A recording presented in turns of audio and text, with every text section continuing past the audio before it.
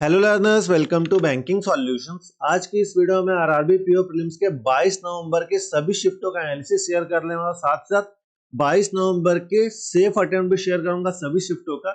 ये भी मैं आपको बताऊंगा सबसे ज्यादा डिफिकल्ट शिफ्ट और सबसे कम डिफिकल्ट शिफ्ट कौन सी थी। और ये बताने से पहले एक बात और मैं आपको बता दूं कि सबको अपनी शिफ्ट टफ लगती है, दूसरे की शिफ्ट इजी लगती है, लेकिन आपने उस शिफ्ट में एग्जाम नहीं दिया है तो आप नहीं कह सकते हैं।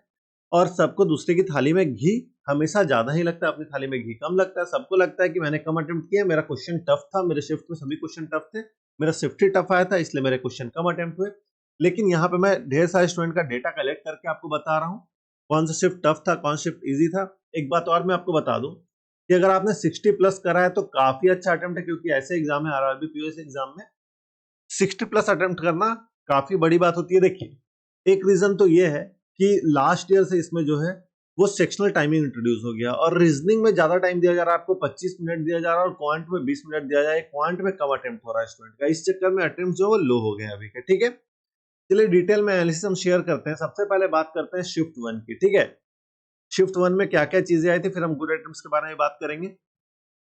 देखिए, एक बात और मैं आपको बता दूं कि सभी शिफ्टों का जो रीजनिंग है मोर और लेस सेम ही था लगभग। ठीक है, थोड़ा ऊपर नीचे होता है लेकिन उतना कुछ ज्यादा डिफरेंस देखने को नहीं मिला था। कई जगह पे लोग बोल रहे हैं कि ब्लड रिलेशन बहुत ज्यादा टफ आ गया था, लेकिन कहीं पे भी किसी भी शिफ्ट में ब्लड रिलेशन उतना टफ नहीं आया था कि आपसे ना बने या आप कंफ्यूज हो जाए। दो पॉसिबिलिटी, अगर आपका ब्लड रिलेशन अच्छा है तो कहीं आप नहीं फंसेगा, दो पॉसिबिलिटी में बन जा रहा था क्वेश्चन। ठीक है, अगर सिस्टर इन लॉ बोल दिया है तो दो पॉसिबिलिटी है, ब्रदर इन लॉ में दो पॉसिबिलिटी आपको लेनी पड़ती है। ठीक है, ऐसा कुछ टफ नहीं होता है ब्लड रिलेशन, अगर आपने अच्छे से नहीं पढ़ा तो ही आपको टफ लगता है। ठीक है, तो सिलॉक्स में 3 क्वेश्चन आए थे शिफ्ट वन में, ब्लड रिलेशन के 3 क्वेश्चन, ऑर्डर रैंकिंग के 3 क्वेश्चन, इनइक्वालिटीज के 3 क्वेश्चन। ठीक है, और पजल सेटिंग में आपका डेजिग्नेशन बेस्ड, सर्कुलर, प्रोडक्ट और लीनियर ये आया था, साथ साथ मिसलिनियर कुछ क्वेश्चन आया था। ठीक है, तो शिफ्ट वन में आपका जो रीजनिंग में अटेम्प्ट था वो 28 से 32 के आसपास आप कर सकते थे। ठीक है, हाँ ये कह सकते हैं कि बाकी शिफ्टों के मुकाबले शिफ्ट वन के जो रीजनिंग है वो इजियर साइड पे था।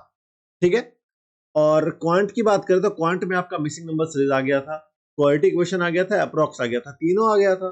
तो तीनों में आपका लगभग 14-15 नंबर का आ चुका था, तो यहां से स्टूडेंट अच्छा स्कोर कर सकते थे। ठीक है, 14-15 तो नहीं बोलूंगा, 12 से 14 या 13 से 14, 13-14 नंबर का क्वेश्चन जो आपका वो आपका इसी से आ गया था। Missing number series, quality question, approximation. Missing number series ऐसा कुछ टफ नहीं था, आराम से बन रहे थे। ठीक है, फिर डीआईज में जो पाई चार्ट था वो स्टूडेंट को थोड़ा सा परेशान कर रहा था, बाकी टेबल इजी था। केसलेट तो देखिए, अगर आप केसलेट में अच्छे नहीं है तो केसलेट आपको परेशान करेगा ही करेगा, अगर आपका केसलेट अच्छा नहीं तो केसलेट एग्जाम में मत बनाया करिएगा। साथ में अरिथमेटिक की बात करें तो अरिथमेटिक में बहुत सारे स्टूडेंट ने अरिथमेटिक तक पहुंच ही नहीं पाया है। जिन्होंने पहुंचा है शिफ्ट वन, उन्होंने कहा है कि सभी सभी टॉपिक से एक एक क्वेश्चन थे। ठीक है, जितना भी अरिथमेटिक का टॉपिक है सबसे कुछ ना कुछ क्वेश्चन देखने को मिल रहे थे, चाहे वो पार्टनरशिप हो, चाहे वो आपका रेशियो हो, चाहे वो मिक्सचर हो, चाहे बोर्ड्स एंड स्ट्रीम हो, टाइम एंड वर्क हो, सबसे क्वेश्चन थे। और क्वांट के गुड अटेम्प्ट्स की बात करें तो यहाँ पे शिफ्ट वन में आपका जो क्वांट का गुड अटेम्प्ट है वो 23 से 25 के बीच में था। ठीक है, ओवरऑल में आगे बात करेंगे। नेक्स्ट हम शिफ्ट टू की बात करते हैं। शिफ्ट टू में भी देखिए रीजनिंग, यहाँ पे चाइनीज कोडिंग आ गया था जो आपको थोड़ा सा इजियर साइड पे लगा होगा। ठीक है, यहाँ पे थोड़ा जो इजियर साइड पे चाइनीज कोडिंग था, इससे स्टूडेंट को थोड़ा सा यहाँ पे एज मिला था। तो रीजनिंग में 3 question, blood relation 3 question, order ranking 3 question और चाइनीज कोडिंग 3 क्वेश्चन। ठीक है, यहाँ पे इनइक्वालिटी के क्वेश्चन देखने को मिले थे, उसके बदले आपको चाइनीज कोडिंग देखने को मिल गया था। ठीक है, तो यहाँ पे बोले तो साथ में पजल सेटिंग अरेंजमेंट की बात करें तो ईयर बेस्ड, जो कि आपका एज वाला था, एज दिया हुआ था उसमें, सर्कुलर, वीक बेस्ड और लीनियर अरेंजमेंट था। ठीक है, तो पजल में अगर आपका ये ईयर बेस्ड वाला उतना स्ट्रॉन्ग पार्ट नहीं है तो यहाँ पे आप फंसे होंगे, बाकी मिसलिन से कुछ क्वेश्चन थे। ठीक है, तो यहाँ पे भी आप अटेम्प्ट जो है वो कहीं ना कहीं 27 से 31 के आसपास कर सकते थे। ठीक है, 27 से 32, 27 से 31 के आसपास कर सकते थे यहाँ पे भी अटेम्प्ट। ठीक है, फिर यहाँ पे आपका देखिए क्वांट थोड़ा सा जो है मॉडरेट साइड पे आ गया था।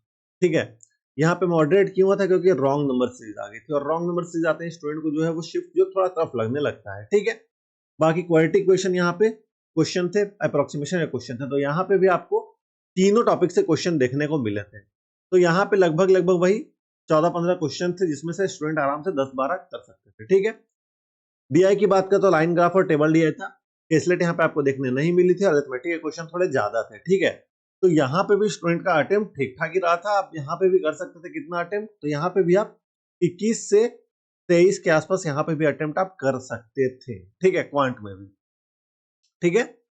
तो क्वांट में आपका इतना अटेम्प्ट हो सकता था, रीजनिंग में भी आपका इतना अटेम्प्ट हो सकता था। नेक्स्ट थर्ड शिफ्ट की बात करते हैं, तो थर्ड शिफ्ट में देखिए सिलॉक से 3 क्वेश्चन इजी था, ब्लड रिलेशन 3 क्वेश्चन इजी था। लोग जो बोल रहे हैं ब्लड रिलेशन में फंसे थे, ये शिफ्ट मैंने इस शिफ्ट में एग्जाम दिया था और मुझे ब्लड रिलेशन टफ नहीं लगा था।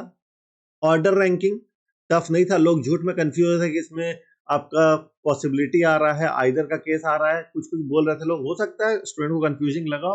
मैंने ढेर सारे स्टूडेंट से बात की, बहुत लोगों को ब्लड रिलेशन और ऑर्डर रैंकिंग कंफ्यूजिंग लगा था, लेकिन मुझे ऐसा कुछ नहीं लगा। तो हो सकता है कंफ्यूजिंग हो, डायरेक्शन तो बहुत ही इजी था, सारे डॉट्स आपस में कनेक्ट हो रहे थे। पजल सीरीज में बात करें हम, तो मंथ बेस्ड पजल, ठीक है, 7 मंथ वाला था यहाँ पे, और मंथ बेस्ड जो आपका पजल था वो आपका यहाँ पे 2 वेरिएबल वाला था, ठीक है। डिजिग्नेशन पजल 9% का था, लीनियर था आपका, फ्लैट एंड फ्लोर ये थोड़ा सा 10% का था और 5 फ्लोर थे, तो स्टूडेंट को थोड़ा ये ट्रिकी लगा, साथ में अनसर्टेन था। तो यहाँ पे अगर आपको डिटेल में थर्ड शिफ्ट का एनालिसिस देखना है तो आपको आई बटन पे क्लिक करके आप देख सकते हैं, वहां पे मैंने डिटेल में हर एक चीज आंसर के साथ डिस्कस करा। अगर आपका थर्ड शिफ्ट था आप आंसर भी मैच करा सकते हैं। बाकी मिसलिनियस के कुछ क्वेश्चन थे यहाँ पे, तो यहाँ पे भी जो आपका रीजनिंग में अटेम्प्ट है वो कहीं ना कहीं 26 के आसपास होना चाहिए था, 24-26 में बोल सकता हूँ कि इतना अटेम्प्ट आपका यहाँ पे होना चाहिए था।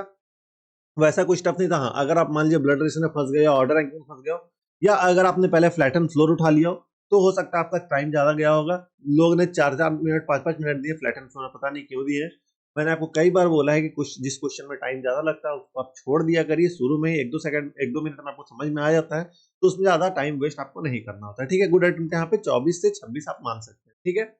अब क्वांट देखिए यहाँ पे टफ आ गई थी, क्वांट ने यहाँ पे बच्चों को रुला दिया था। क्यों टफ आ गई थी? क्योंकि देखिए यहाँ पे आपका तीसरा टॉपिक नहीं था, अप्रोक्सीमेशन या सिंप्लीफिकेशन के क्वेश्चन यहाँ पे नहीं पूछे गए थे आपसे, ठीक है। यहाँ पे बस आपका मिसिंग नंबर सीरीज और क्वालिटी इक्वेशन का क्वेश्चन था, और मिसिंग नंबर सीरीज भी डायरेक्ट नहीं बन रही थी।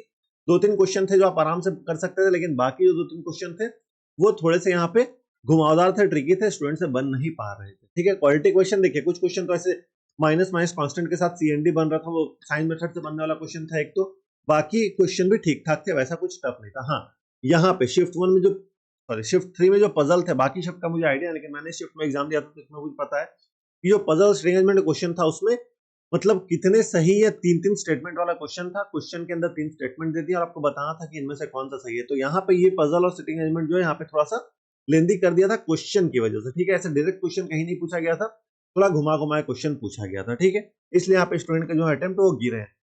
अभी याद आया तो थोड़ा 24 से 26 आपका यहाँ पे सेफ अटेम्प्ट माना जा सकता है। बाकी यहाँ पे क्वांट में देखिए bar graph, table DI, caselet, इसमें केसलेट तो मैंने बनाया नहीं था, केसलेट स्टूडेंट कह रहे थे केसलेट थोड़ा सा ट्रिकी टाइप का था।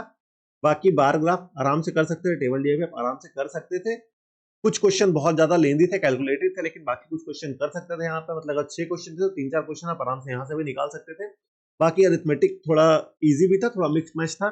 तो क्वांट यहाँ पे स्टूडेंट को थोड़ा सा टफ लगा था, ठीक है। तो यहाँ पे अगर क्वांट के अटेम्प्ट्स की बात करें तो वही आप 17 से 19 के आसपास गुड अटेम्प्ट यहाँ पे क्वांट का मान सकते हैं, ठीक है। नेक्स्ट बात करते हैं शिफ्ट 4 की, तो शिफ्ट 4 भी थोड़ा टफ ही आया था, ठीक है। शिफ्ट 3 शिफ्ट 4 थोड़ा थोड़ा टफ होना शुरू हो चुका था। तो रीजनिंग में इनइक्वालिटी आया था, डायरेक्शन आया था, ऑर्डर रैंकिंग और चाइनीज कोडिंग आया था। चाइनीज कोडिंग आता है तो थोड़ा शिफ्ट इजी टाइप का लगता है, यहाँ पे इनइक्वालिटी आ गई थी, तो ये भी आपका थोड़ा टाइम बचाता है। साथ साथ ईयर बेस्ड, अनसर्टेन, मंथ और लीनियर पजल आई थी और मिसलेनियस क्वेश्चन थे। तो यहाँ पे आपका रीजनिंग जो है वो ठीक ठाक था, वैसा कुछ टफ नहीं था। तो रीजनिंग में आप यहाँ पे भी 28 से 31 के आसपास कर सकते थे। क्वांट में देखिए यहाँ पे भी तीसरा टॉपिक नहीं था, रॉन्ग नंबर या मिसिंग नंबर नहीं थी, लेकिन यहाँ पे आपका क्वालिटी क्वेश्चन और अप्रोक्सीमेशन पूछ दिया था, जो कि आपका मार्क्स आपको बढ़ा सकता है, दिला सकता है, ठीक है।